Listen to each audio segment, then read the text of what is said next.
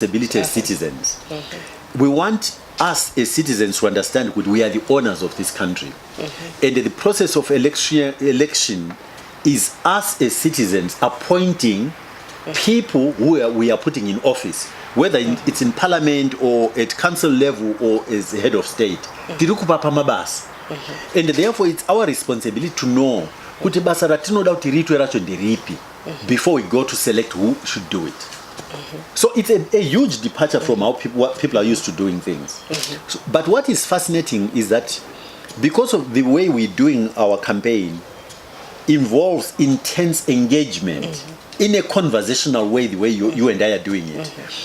Without exception, there is only one person who has walked away and said, if that's the way you want to do things, I'm out of here. Only one man. And he threw our fly on the floor. The majority of Zimbabweans who engage with this way end up saying, you know what, we had never thought about it that way. But it's absolutely logical. Including and what have you. They say, I understand. That's the majority. Okay. Yeah. So I think it's an investment which is worthwhile. It's a painful journey, but I think it's a journey we as a nation have to be prepared to take.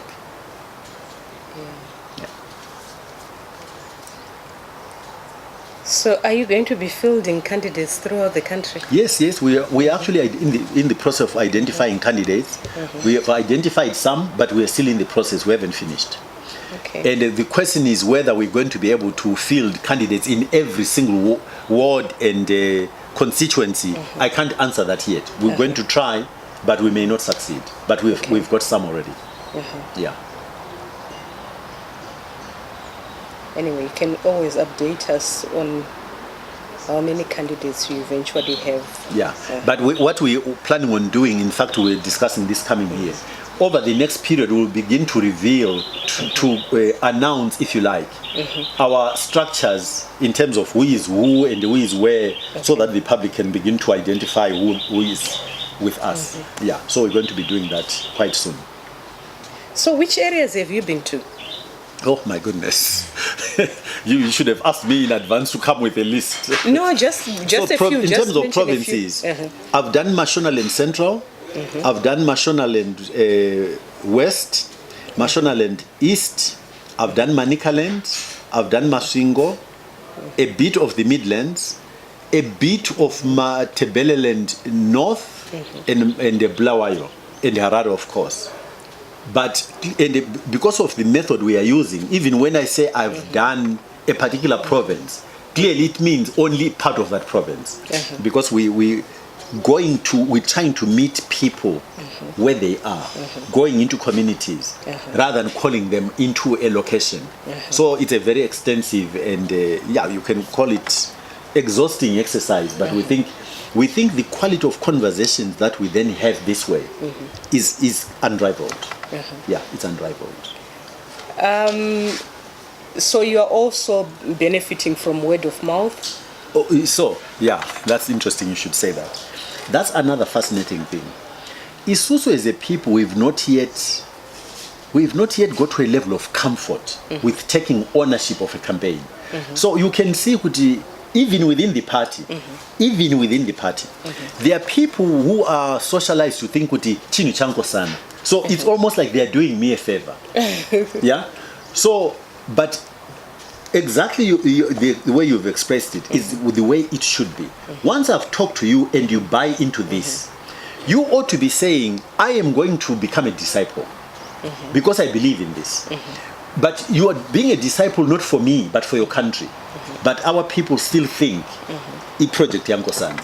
They think doing campaigning for APA and for Nkosana is doing APA and Nkosana a favor, as opposed to, I'm doing it because I believe this is the candidate who will get my country to work properly so that my children, my grandchildren, live in a country where I've made a personal investment. In other words, the investment by you is not for me. It's for your own family through making sure that your country functions the way it should.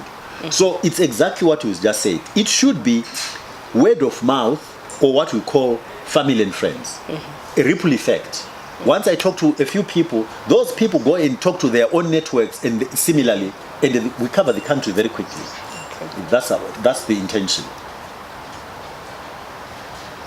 Yeah, I like that. I've been waiting for you to come and knock on my door because I can't remember when I went. There is a time when I went to the UK and it was around election time. And after my official business, I went to my brother's place in Aylesbury, and one of the candidates came in, knocked, and I really like that because I like engaging people. I want to talk to the person that I'm going to vote for, but you don't get that here. But let me tell you what, you still, if I may, with all due respect, you still keep saying, "Yeah, come and knock on my door." Let me go back. Let me take you back. So I come from the private sector. When I own a company, ndini ndinonotsvaga kuti anozotungamira company yangu ndiani. Andinoda kuti azotungamira company yangu ndiani. When, like I gave you an example, when you've got a house, it's not the plumber who comes knocking at your door. You go look for a plumber. You come to look for you. Yes, but you keep going back though. No, it's a dig at you really. That you know, when people say we are going to do door-to-door campaigns, I've seen lots of people saying that, but I actually have not seen. I live in Harare West. I've not met anyone who has been going around. But I think door-to-door is challenging by its very nature, because does it mean I will end up having knocked on every door? It's an impossibility. No, it's impossible to knock on every door. So it means this ripple but effect, also in the way we live, I don't think it makes sense because you get to a gate and people don't show up. But so this is where the what was your expression? Word of mouth. You see, you although I've not been to your door, you have heard about me. And what I would expect Zimbabwe would get to is that once that happens, and my elections, candidates there are many tools of research which we can begin to use. Of all of these people, I'm starting with a blank slate. I don't want to judge any of them. I'm going to do my homework starting using fundamentals. I will Google them. I'll find out who they are. I'll find out what they've done before. I'll find out what their messaging is about. And then if I get sufficiently interested and then I form a short list, in other words, then I will invest in methods to make me now have an opportunity of a face-to-face with this person, like you've done. So I think it's going to be a two-way process. Yokuti isusu as the owners of the country, we go out looking, head hunting kuti munangati batsira kutungamira nyika yedu ibudire ndiani. Once we've done the initial screening, then we look for an opportunity to let's sit and have a cup of coffee. I want to meet you because I want to really get to understand you a bit more and be able to distinguish you from the next candidate. And I think this is what we've done. You've done. Oh, that's brilliant. Do you have one of your flyers? No, we don't do it. But Nyaradzo, is she coming? So make sure she comes. Please call it. They are one. In fact, we can give you loads for you to distribute.